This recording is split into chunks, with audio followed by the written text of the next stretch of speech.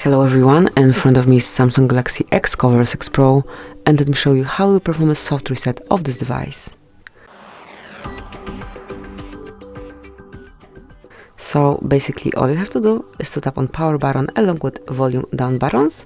Just keep holding on both, still hold,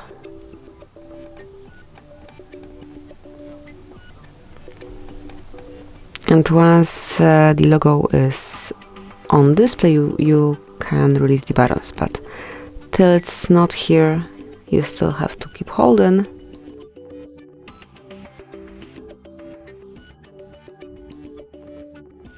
And now just release the buttons and wait till your device is rebooted.